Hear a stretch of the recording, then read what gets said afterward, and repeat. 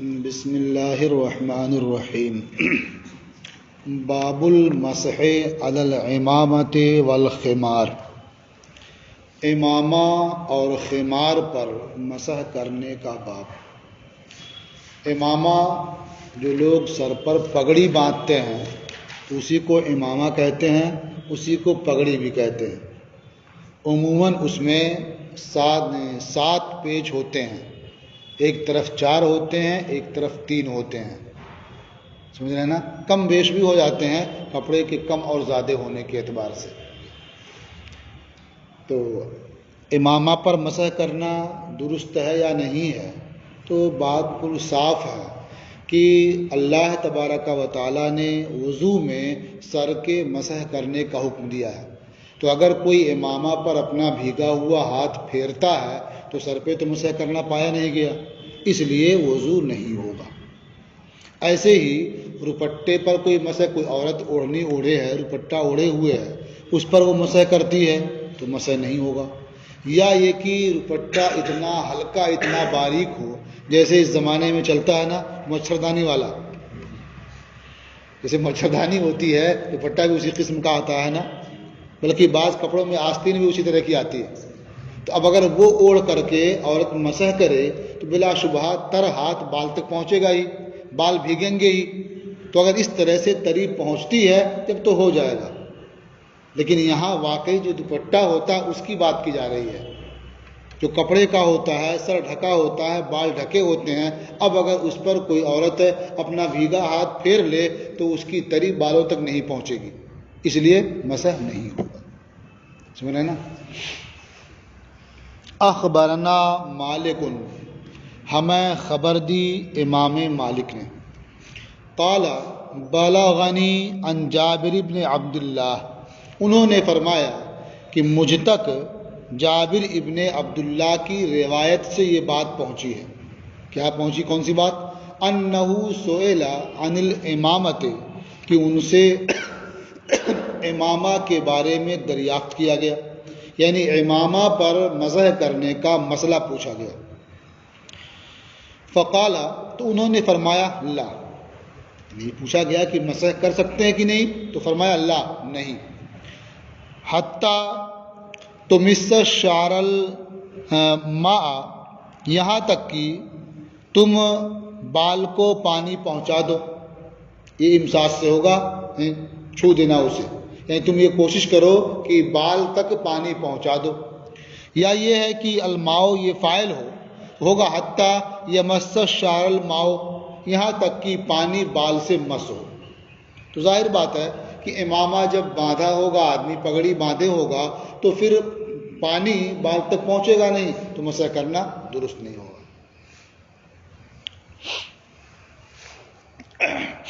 قال محمد وبہذا ناخذ، امام محمد رحمۃ اللہ تعالی علیہ نے فرمایا اور اسی کو ہم اختیار کرتے ہیں، وہو قول ابی حنیفہ رحمہ اللہ، اور یہ امام اعظم ابو حنیفہ رحمۃ اللہ تعالی علیہ کا قول ہے، یعنی امامہ پر کوئی مسح کرتا ہے تو مسح نہیں ہوگا۔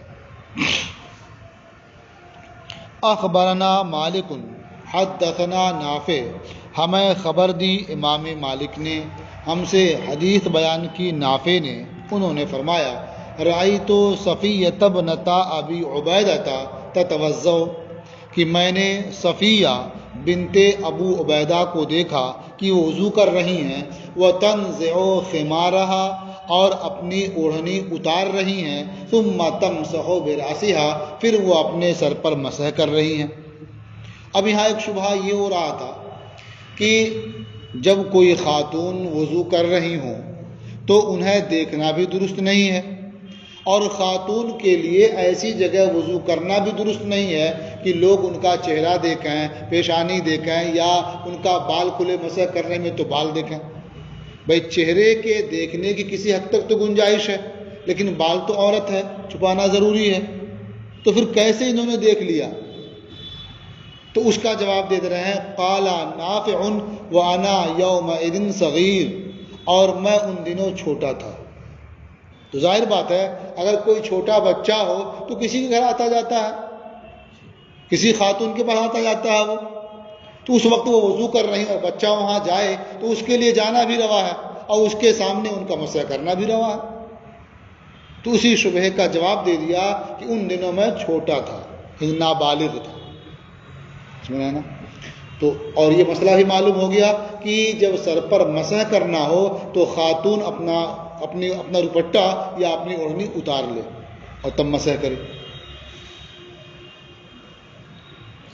قال محمد و بہذا ناخذ، امام محمد رحمۃ اللہ علیہ نے فرمایا اور اسے ہم اختیار کرتے ہیں. لا یمسح یا مجرور پر لا یمسح علی الخمار ولا العمامۃ، دوپٹے اور امامے پر مسح نہیں کیا جائے گا. یا لا یمسح معروف پڑھیں گے فاعل ہوگا رجل، یعنی وضو کرنے والا متوضی مسح نہیں کرے گا اوڑھنی پر اور نہ دوپٹے پر. بلغنا ان المسح علی العمامۃ کانا فترکا، فرماتے ہیں کہ ہم تک یہ خبر پہنچی ہے کہ امامے پر مسح کرنا پہلے تھا، یعنی شروع میں امامے پر مسح کرنے کا حکم تھا، لوگ کر لیتے تھے. فترکا پھر اسے ترک کر دیا گیا، یعنی اب وہ حکم منسوخ ہو گیا، اب اگر کوئی مسح کرتا ہے تو نہیں ہوگا. وہو قول ابی حنیفہ والعامۃ من فقہائنا، اور یہی قول امام اعظم ابو حنیفہ کا ہے اور ہمارے عام فقہا کا، اکثر فقہا کا ہے. باب الاغتسال من الجنابت، جنابت کے سبب غسل کرنے کا باب. آدمی اپنی بیوی سے صحبت کرے تو وہ جنبی ہوتا ہے تو اس کے سبب سے غسل کرنے کا باب، یا آدمی سو رہا ہے اور خواب میں احتلام ہوا اس کے سبب غسل کرنے کا باب. تو یہ باب ہے جنابت کے سبب غسل کرنے کا. اخبرنا مالک، ہمیں خبر دی امام مالک نے. حدثنا نافع، ہم سے حدیث بیان کی نافع نے. ان ابن عمر کان اذا اغتسل من الجنابۃ افرغ علی یدہ الیمنی، حضرت عبداللہ ابن عمر جب جنابت کے سبب غسل کرتے تھے تو اپنے داہنے ہاتھ پر پانی ڈالتے تھے. فغسلها، تو اسے دھو لیتے. ثم غسل فرجہ، پھر وہ اپنی شرمگاہ کو دھوتے تھے. ومزمزہ، اور کلی کرتے. واستنشقا، اور ناک صاف کرتے. وغسل وجہہ، اور اپنا چہرہ دھوتے. ونضحا فی عینیہ، اور اپنے آنکھوں میں پانی چھڑکتے.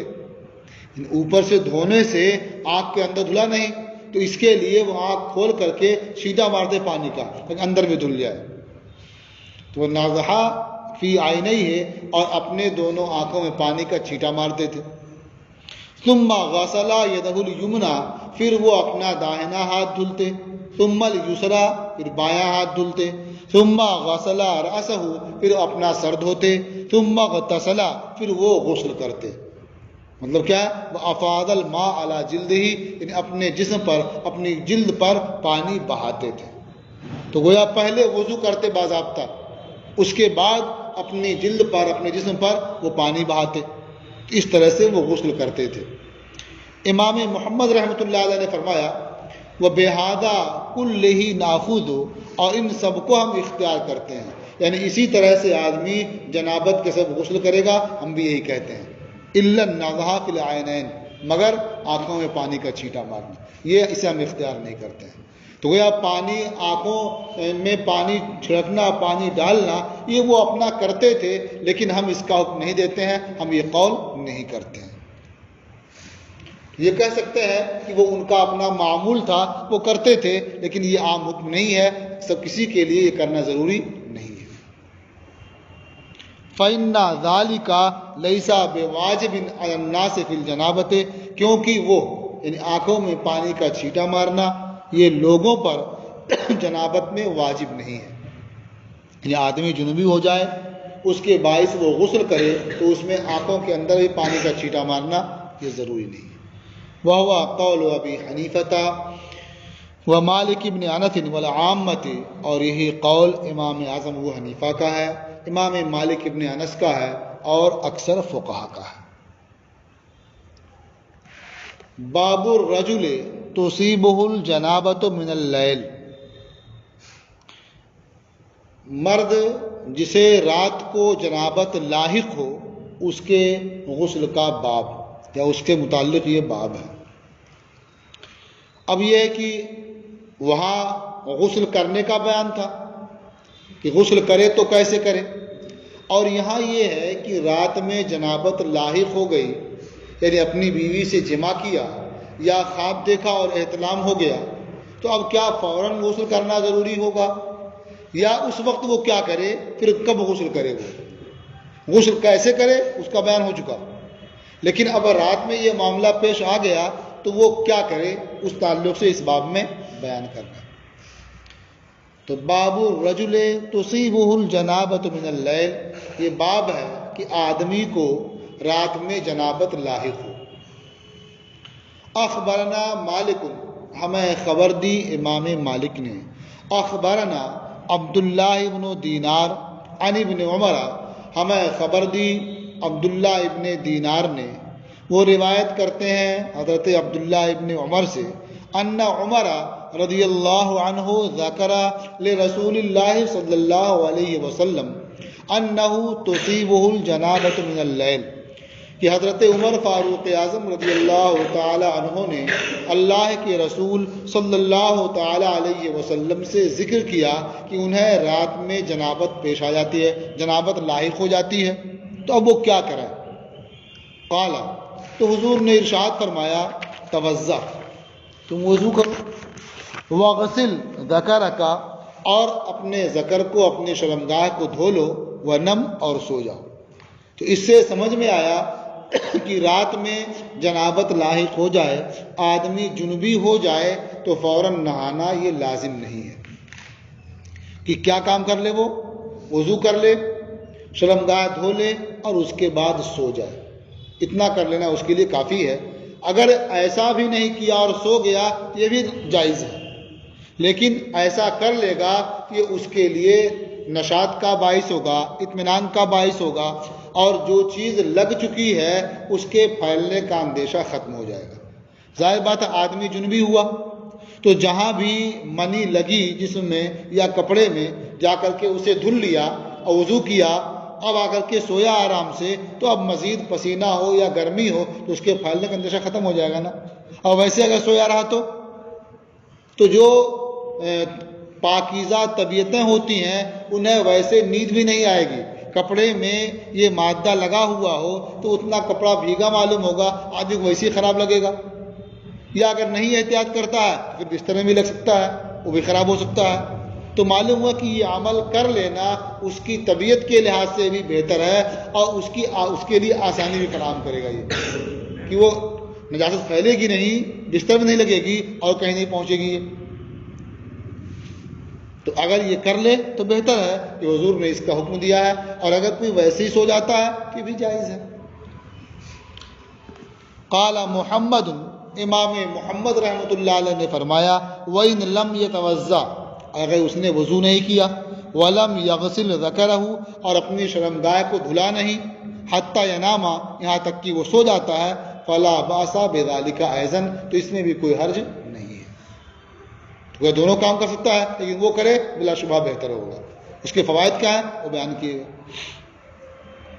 قال محمد، امام محمد رحمۃ اللہ علیہ نے فرمایا، اخبرنا ابو حنیفہ عن ابی اسحاق السبیعی، ہمیں خبر دی امام اعظم ابو حنیفہ نے۔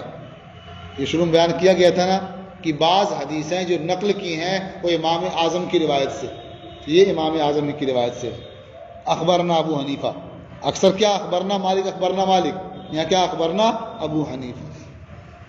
ان ابی اسحاق السبیعی، وہ روایت کرتے ہیں ابو اسحاق سبیعی سے، وہ اسود ابن یزید سے، وہ ام المومنین حضرت عائشہ رضی اللہ تعالی عنہا سے، قالت، انہوں نے فرمایا، کانا رسول اللہ صلی اللہ علیہ وسلم یصیب من اہلہ، کہ اللہ کے رسول صلی اللہ تعالی علیہ وسلم اپنی بیوی سے جمع کرتے تھے، یصیب من اہلہ، اپنی بیوی سے جمع کرتے، ثم ینام، پھر آپ سو جاتے، ولا یمس معا، اور پانی کو ہاتھ بھی نہیں لگاتے۔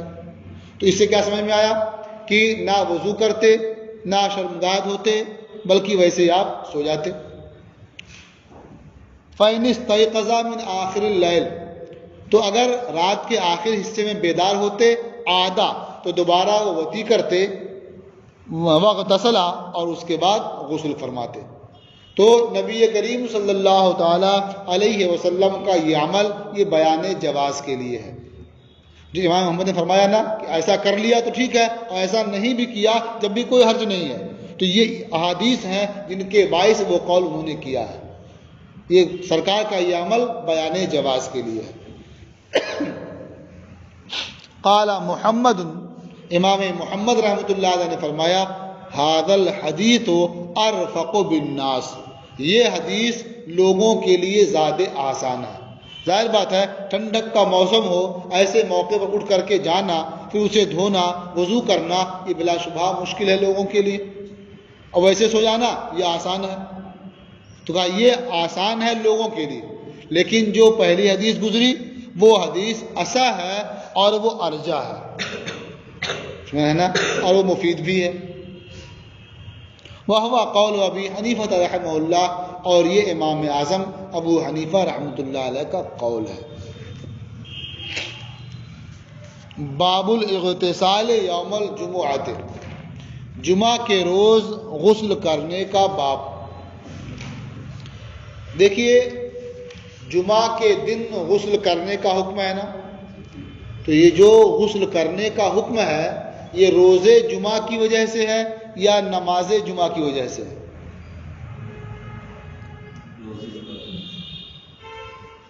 روزے جمعہ کی وجہ سے یا نماز جمعہ کی وجہ سے؟ تو اگر روزے جمعہ کی وجہ سے ہے تو کوئی آدمی جمعہ کی نماز پڑھ کر کے آئے، کہ سوئے آرام سے، عصر کے لیے اٹھے تو وہ غسل کر لے، تو کیا جو غسل کرنا سنت ہے وہ ادا ہو جائے گی؟ دیکھیے جنہوں نے کہا روزے جمعہ کی وجہ سے، وہی بات نہیں، بہت سے لوگوں نے یہ قول کیا ہے کہ جمعہ کے دن جو غسل کرنا ہے وہ روزے جمعہ ہی کی وجہ سے۔ حدیث میں الفاظ وارد ہیں روزے جمعہ کا غسل، سمجھ رہے نا، تو اسے استدلال کیا ہے کہ جمعہ کے دن جو غسل کرنا ہے وہ اس جمعہ کے دن کی وجہ سے، روزے جمعہ کی وجہ سے۔ لیکن امام اعظم کا جو قول اس بارے میں ہے وہ یہ ہے کہ روزے جمعہ کی وجہ سے نہیں ہے بلکہ نماز جمعہ کی وجہ سے ہے۔ اس لیے آدمی اگر جمعہ کی نماز سے پہلے غسل کرے گا پھر نماز ادا کرنے کے لیے جائے گا تو سنت ادا ہوگی، اور اگر جمعہ پڑھنے کے بعد وہ غسل کرے گا سنت ادا نہیں ہوگی۔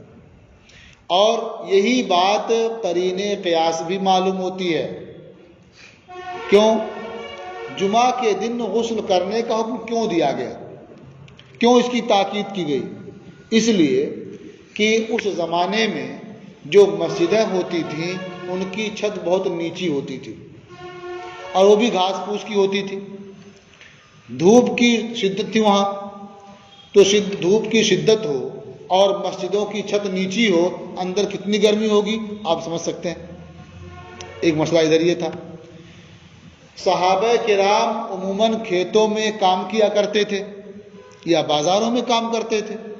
انصار کا کام کھیتوں میں تھا، مہاجرین کا کام تجارت کا تھا، بازاروں میں کام کرتے تھے۔ سخت گرمی میں کام کرنا بازاروں میں یا کھیتوں میں یہ کتنا مشکل ہے یہ سمجھ سکتے ہیں۔ آدمی پسینے میں شرابور ہوگا۔ آج کی طرح سے ہلکے اور باریک کپڑے بھی نہیں، موٹے موٹے کپڑے، کسی نے کھالی پہن لیا ہے، کسی نے اونی پہن لیا ہے، تو اس طرح کے کپڑے ہوں گے اور کتنی گرمی ہوگی آپ سمجھ سکتے ہیں۔ اب ایسی صورت میں اذان ہوئی، وضو کیا، فوراً پہنچ گئے مسجد میں، تو وہاں بھی گرمی ہوگی، تو پسینے میں بدبو معلوم ہوگی نا، سب جمع ہوں گے، بھیڑ ہوگی اور یہ بات ہوگی، تو ایک دوسرے کو دوسرے کے پسینے سے اذیت معلوم ہوگی۔ چونکہ عام نمازوں میں اتنی بھیڑ نہیں ہوگی، لوگ جہاں موقع پائیں گے وہاں پڑھ لیں گے، جس مسجد میں موقع ملا وہاں پڑھ لیا، لیکن جمعہ کے ہر جگہ تو پڑھیں گے نہیں، آئیں گے یہاں بھیڑ زیادہ ہوگی۔ تو اس دن لوگوں کو ایک دوسرے کی اذیت سے بچانے کے لیے تاکیدی طور پر حکم دیا گیا کہ وہ غسل کر کے آئیں تو اچھا ہے، تاکہ کسی کے پسینے سے کسی دوسرے کو اذیت نہ پہنچے۔ اس سے کیا سمجھ میں آیا؟ یہ جو غسل کا حکم ہے یہ جمعہ کے دن کی وجہ سے یا جمعہ کی نماز کی وجہ سے؟ جمعہ کی نماز کی وجہ سے، کیونکہ اگر یہ مسئلہ نہ ہوتا سب کے جمع ہونے کا تو جیسے روز غسل کرنے کا حکم نہیں ہے اس دن بھی حکم نہیں ہوتا. تو اس سے معلوم ہوا کہ جو یہ حکم ہے کہ کس چیز کی وجہ سے ہے؟ نماز جمعہ کی وجہ سے. تو اب اگر کوئی جمعہ کی نماز پڑھنے کے بعد غسل کرتا ہے تو جو سنت ہے وہ ادا نہیں ہوگی. باب الاغتسال یوم الجمعۃ، جمعہ کے روز غسل کرنے کا باب.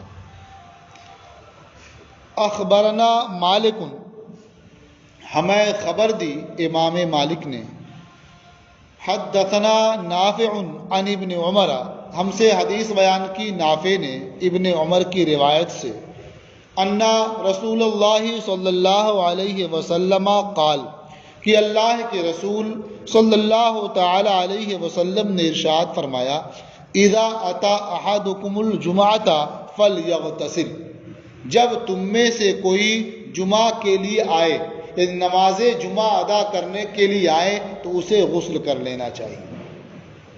سمجھ گئے نا؟ اس سے کیا معلوم ہوا کہ جو غسل کرنا ہے وہ کس کے لیے؟ نماز جمعہ کے لیے. ٹھیک ہے. اور یہ بھی معلوم ہوا کہ اگر کوئی آدمی صبح فجر کے بعد یا فجر سے پہلے نہا لے جب بھی سنت ادا نہیں ہوگی. سمجھا نا؟ اس لیے کہ فجر کے پہلے معمول کے لحاظ سے غسل کر لیا یا فجر بعد غسل کر لیا پھر چلا گیا کام کرنے تو جو علت ہے وہ پھر پیدا ہو جائے گی نا. پسینے پھر شرابور ہوں گے پھر آئیں گے تو بات تو وہی ہوگی. سمجھے نا؟ اس لحاظ سے بھی کیا معلوم ہوا کہ اس وقت نہا لیں گے تو سنت ادا نہیں ہوگی. دوسرے اس میں کلمات کیا ہے کہ جب تم میں سے کوئی جمعہ کے لیے آئے فلیغتسل، تو اسے غسل کر لینا چاہیے. یعنی نماز جمعہ کے لیے آنے سے پہلے جیسے وضو کرنے کا حکم اور نمازوں سے پہلے، ایسے اس نماز سے پہلے غسل کرنے کا حکم. سمجھے نا؟ تو بہتر یہ ہوتا ہے کہ جب نماز جمعہ کا وقت قریب آئے تو آدمی غسل کرے اور اس کے بعد انہیں خوشبو لگائے، اچھے کپڑے پہنے اور نماز جمعہ کے لیے نکل جائے. اخبرنا مالک، ہمیں خبر دی امام مالک نے، حدثنا صفوان بن سلیم، ہم سے حدیث بیان کی صفوان ابن سلیم نے، ان عطا ابن یسار، وہ روایت کرتے ہیں عطا ابن یسار سے، ان ابی سعید الخدری، وہ روایت کرتے ہیں ابو سعید خدری سے، ان رسول اللہ صلی اللہ علیہ وسلم قال، کہ اللہ کے رسول صلی اللہ تعالی علیہ وسلم نے ارشاد فرمایا، غسل یوم الجمعۃ واجب علی کل محتلم، جمعہ کے دن غسل کرنا یا جمعہ کے دن کا غسل یہ واجب ہے ہر محتلم پر. تو اس سے تو یہ سمجھ میں آتا ہے کہ جمعہ کے دن غسل کرنا سنت نہیں بلکہ واجب ہے. سمجھ میں آتا ہے نا؟ کہتے ہیں یہاں واجب ہے، یہ اصطلاحی واجب نہیں ہے بلکہ یہ واجب ہے اخلاقی طور پر. سمجھ رہے نا؟ جسے کہتے ہیں نا کہ آپ کے اخلاقی فرائض میں سے یہ ہے، تو فرض وہ نہیں اصطلاح والا بلکہ اخلاقی طور پر آپ کے ذمہ ضروری ہے کہ آپ یہ کام کریں. تو اخلاقی طور پر یہ فرض ہے نا کہ کسی کو اذیت نہ پہنچائیں. جب ویسے شرابور جائیں گے پسینے میں تو پسینے سے تکلیف پہنچے گی نا. تو اخلاقی طور پر یہ واجب ہے جمعہ کے دن کا غسل. سمجھا نا؟ یا واجب بمانے موقد ہے، یعنی جمعہ کے دن کے غسل کی تاکید کی گئی ہے کہ اللہ کے رسول صلی اللہ تعالی علیہ وسلم نے اس کے بارے میں حکم دیا ہے. سمجھے نا؟ اور آگے جو ہے کہ ہر محتلم پر جسے احتلام ہو جائے اس پر غسل واجب ہے. تو اگر اسے واجب کا یعنی اصطلاحی معنی مراد لیا جائے اور یہاں بھی کہا جائے کہ محتلم سے مراد کیا ہے؟ جسے احتلام ہو جائے، جو جنبی ہو جائے، تو اب اس پر جمعہ ہی کے دن کیا کسی دن بھی یہ کیفیت ہوگی تو غسل کرنا واجب ہی ہوگا. تو معلوم ہوا کہ یہاں محتلم جو ہے یہ بالغ کے معنی میں ہے، یعنی ہر بالغ پر جمعہ کے دن کا غسل یہ ضروری ہے. بالغ کیوں کہا گیا؟ اس لیے کہ جو بالغ ہوگا جمعہ کی نماز اسی پر نہ فرض ہوگی، وہی نہ جائے گا جمعہ پڑھنے کے لیے، اسی لیے اس پر یہ ضروری ہے. اور جو نابالغ ہیں اسے جانا ضروری ہی نہیں ہے اس کے لیے بھی ضروری نہیں ہے۔ تو معلوم ہوا کہ جمعہ کے روز جو غسل کرنے کا حکم ہے وہ نماز جمعہ کی وجہ سے ہے، اور جس پر جمعہ فرض ہے یعنی جو بالغ ہیں اس کے لیے مؤکد ہے۔ اخبرنا مالک، ہمیں خبر دی امام مالک نے، حدثنا زہری عن ابن السباق، ہم سے حدیث بیان کی زہری نے، وہ ابن سباق سے روایت کرتے ہیں، ان رسول اللہ صلی اللہ علیہ وسلم قال، کہ اللہ کے رسول صلی اللہ تعالی علیہ وسلم نے ارشاد فرمایا، یا معاشر المسلمین، اے مسلمانوں کی جماعت، ھذا یوم جعلہ اللہ تعالی عیدا للمسلمین، یہ ایسا دن ہے جسے اللہ تعالیٰ نے مسلمانوں کے لیے عید بنایا ہے، یعنی مسلمانوں کے لیے عید کا دن ہے۔ فاغتسلوا، تو غسل کرو۔ تو مطلب کیا عید کا دن ہے، جیسے عید کے دن غسل کرتے ہو تو آج بھی غسل کرو۔ تو کیا عید کے دن غسل کرنا واجب ہے اور بقرعید کے دن وہ بھی واجب نہیں؟ تو جس طرح سے عید کے دن غسل کرنا واجب نہیں ہے، اسی طرح سے جمعہ کے دن بھی غسل کرنا واجب نہیں ہے، لیکن وہ عید ہے، لوگوں کا ازدحام ہوتا ہے، وہاں حکم ہے غسل کر کے وہاں بھی نماز پڑھنے جائیں، بہتر ہے۔ تو اسی طرح سے جمعہ کے لیے بھی غسل کر کے جائیں، یہ بہتر ہے، وہ بھی سنت ہے، یہ بھی سنت ہے۔ فاغتسلوا، تو تم غسل کر لو۔ تو معلوم ہے کہ امر جو ہے یہ وجوب کے لیے نہیں ہے، سمجھ گئے نا؟ ومن کان عنده طیب، اور جس کے پاس خوشبو ہو، فلا یضرہ ان یمس منہ، تو اس کے لیے مضر نہیں کہ وہ اس میں سے لگا لے، یعنی جس کے پاس خوشبو ہو تو خوشبو لگا کے جائے، یہ مستحب ہے۔ وعلیکم بالسواک، اور تم پر مسواک کرنا ضروری ہے، یعنی مسواک بھی کر لو، اس لیے کہ عید کا دن ہے، ایک دوسرے سے بات چیت کرو گے، ایک دوسرے سے ملو گے، تو ایسا نہ ہو کہ تمہارے منہ سے بو آئے اور اسے کیا اذیت پہنچے، تو مسواک کرنا بھی ضروری ہے۔